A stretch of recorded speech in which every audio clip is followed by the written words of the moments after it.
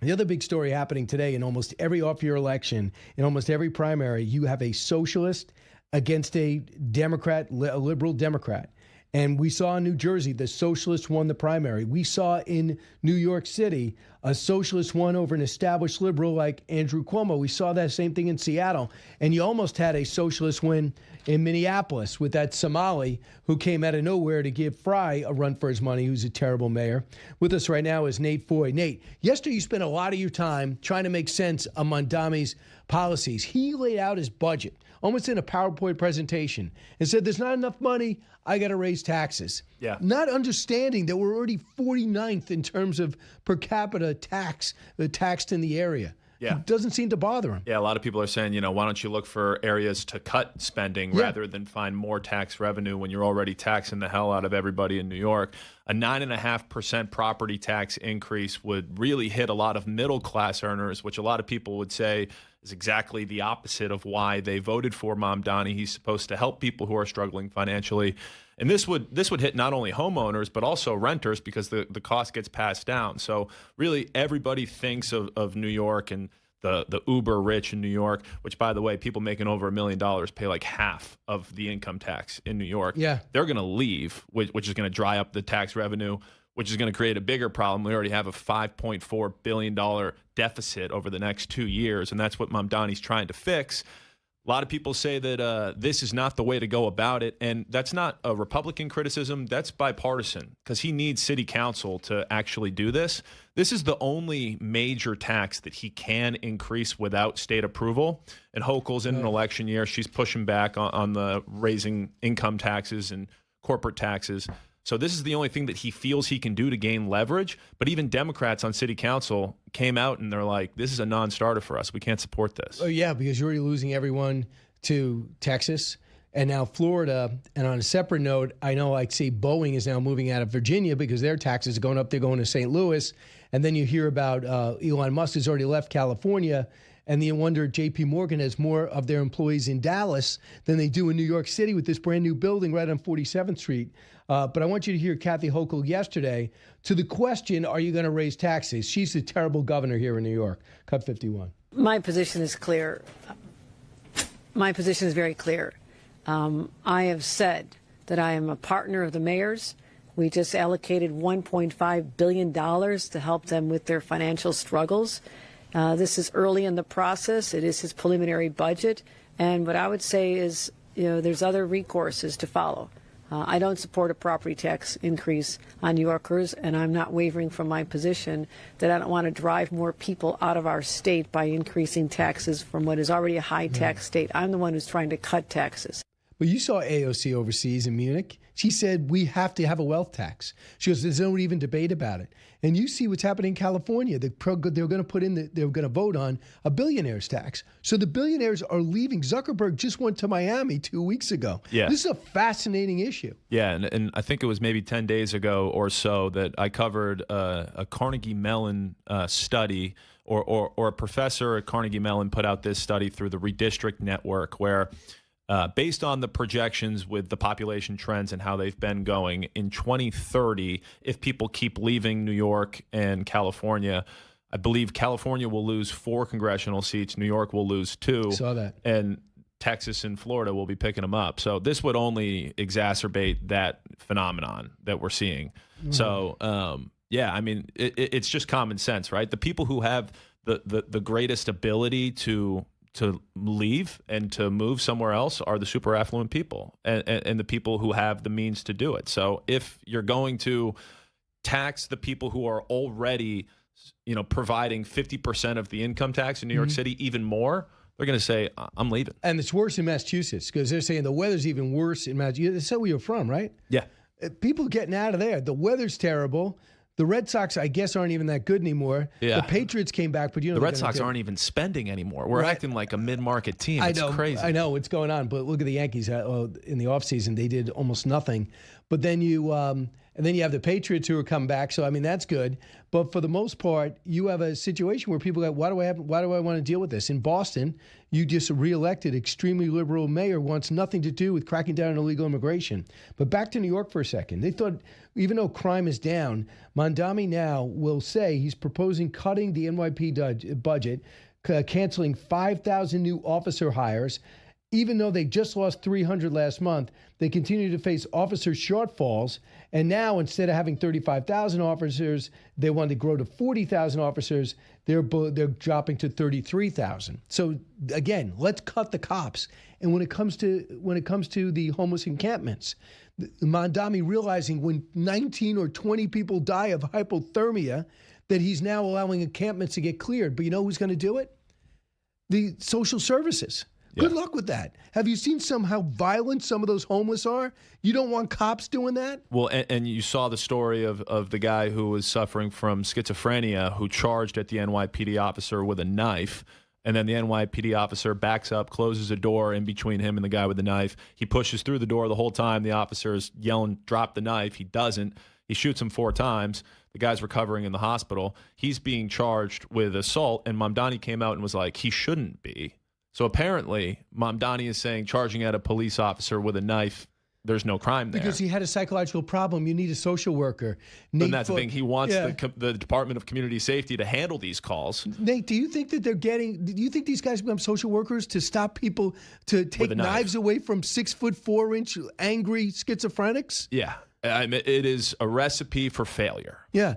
Do you know where Mamdani did? He visited the attacker in the hospital. Have you ever heard of that in your life? Yeah. As mayor, you visit the attacker. You don't visit the cops. Yeah. Yeah, so you have the public safety issue, and then there's been some bad incidents on the subway in the past few weeks, and it's early in the anti-Semitism when this one kid with a yarmulke got attacked by 3 guys because he's Jewish. Yeah, I didn't hear anything from him on that. Yeah.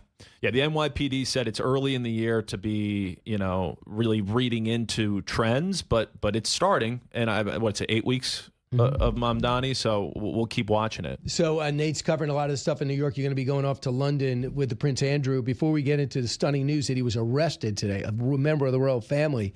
Last thing is on Columbia University, they decided to have somewhat of a job fair, and ICE was coming on campus in order to say, hey, join ICE. And the students started protesting like crazy, and now they rescinded the invitation to bring ICE on, an ICE recruiter on campus. Still, left-wing bastion. Yeah, I mean, we saw that time and time again. We've seen it for years now. So honestly, that's not much of a surprise with the protests that we've seen on campus and the encampment. So unfortunately, some progress has been made on that front, but not as much as we'd like to see. So the stunning news this morning about 5:45, it looks like, as you know, Prince Andrew, no longer Prince Andrew, was in all over the Epstein files. Why wouldn't he be? They were best friends, wingmen for each other. He was mentioned 76 times in the first release of Epstein files. He was arrested for suspicion of misconduct in public office. Allegedly, this isn't even about the teen rape or sex or whatever it is. He allegedly forwarded trade documents to Jeffrey Epstein, an international financier. Yeah. Do you believe this guy? Yeah, I mean, we'll have to see exactly what the allegation is, because as you mentioned, so far the details are reported but not exactly confirmed with exactly what the allegations are against him, but it's supposedly about sharing information with Epstein. But as we were talking about, the fallout in Britain, it's unbelievable. Is much more than what we're seeing in the United States from the Epstein files. Yeah, I mean, that's just it. When Trump came out and said, you release these files, there's a lot of people who are going to be hit by it, some of which are innocent. For example, Sarah Ferguson took a free plane ride with Epstein and her 2 kids and flew from London to Miami. She's all over the files. So RFK said that he flew with his daughter to Utah on some environmental cause. He's in the files. People are going to go, RFK's in. He's just this guy was an international. He was a philanthropist to a degree. He knew everybody everywhere, especially Florida and New York City. And now you have another 1 million pages that are going to come out. The carnage is everywhere. Yeah. Bill Gates has just been forced to pull back from an India AI conference. He got to India and they said, don't come. Bill Gates is all over these files. Yeah. You wonder, I don't want to say that you wonder if it's intentional, but it's really difficult to understand what's real and what's fake, because there definitely are real claims mixed in there, and then there are definitely false claims. And because you have these false claims mixed in, it's really hard to know exactly what to believe with these files. So, we need to do our job as journalists and reporters to keep digging and figure it out.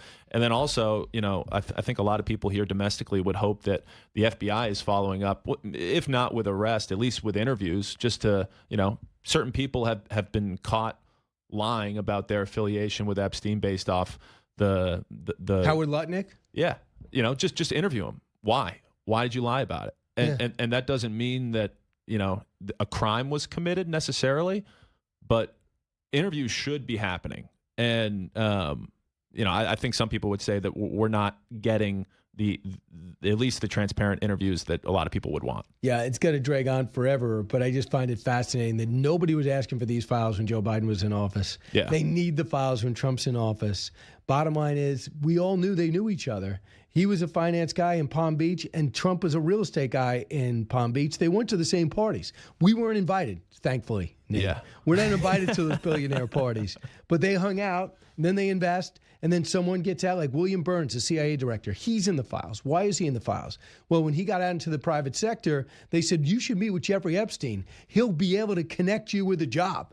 Next thing you know, he pops up there having dinner with him, and he's besmirched now. Yeah. So that's what Trump was talking about. Like, this has got to be, there's a sensitive side to this. For sure. And he knows all these guys, so I'm sure he has a good read on who didn't do anything criminal or wrong. So. And he's probably trying to protect people that he knows are innocent. So, Nate, you were perfectly happy in Fort Myers. Do you resent being brought into this this dysfunctional vortex here in New York City and Fox News? You were so happy there with the beautiful weather. I'll tell you what, when I was in Fort Myers, and I hope someone in Fort Myers is listening now, I loved it when I was there, but I was looking at what's next the whole time, and I knew that I wanted to come here. So this is a dream come true, and no, I don't regret anything. I'm so blessed and grateful to be here. But I do regret not appreciating my time in Fort Myers more while I was there. Because now I look back on it, and it is such a great life down there. I was at the beach every single weekend. Everything's so cheap. The people are great. It's such a great place. It's forever going to be like a second home for me. But with my goals and, wanting to grow as a person and a professional, coming here was always the plan, and I wouldn't trade it for the world. We were there over the weekend. The people of Fort Myers are fantastic, and the arena was great. The theater, I should say, was great. But it's busting at the seams, but they're still suffering the after effects of that hurricane. Yeah. But honestly, they've done pretty well. I remember DeSantis put up that bridge that got taken out within like 30 days. Right? Yeah, within 30 days. It was insane how quickly he put it up. Fort Myers Beach got crushed. I actually haven't been back since, I think, September after the hurricane. But I think it's kind of, it's sad because you lose a lot of the history. Yeah. But it also does present an opportunity to sort of make it better. Yeah. And grit it out the right way. Yeah. Gradual growth. A lot of times you really don't think big. You're just watching to see what's going to grow. But now you got a chance to start fresh. Nate Foy, thanks so much. I know you're off to England. Next time I hear your report, it'll be about Prince Andrew. I think I'll be on with you guys tomorrow morning. I'm going to okay that. Don't take it for granted until I see the paperwork and I make sure it's okay. All right, get on that flight. Nate Foy, thanks so much. Brian.